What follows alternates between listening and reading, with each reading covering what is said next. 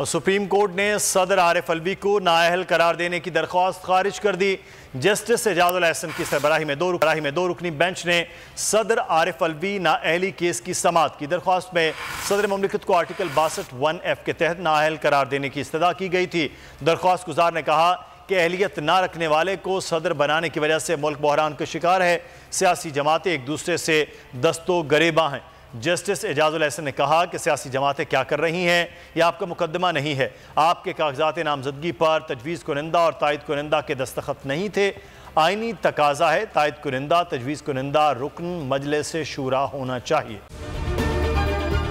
अगर ये वीडियो आपको पसंद आई है तो हमारे चैनल को सब्सक्राइब कीजिए और बेल आइकॉन को क्लिक कीजिए।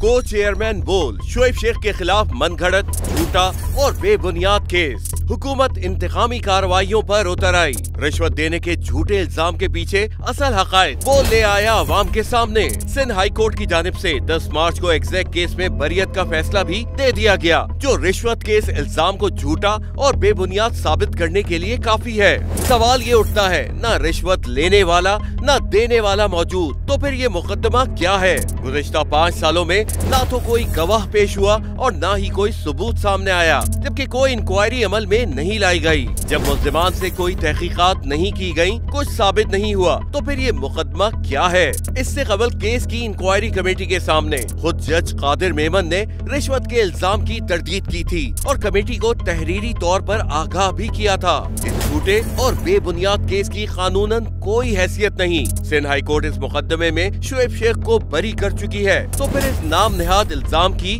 कानूनी हैसियत क्या है? बोल इंसाफ का मुंतजिर है।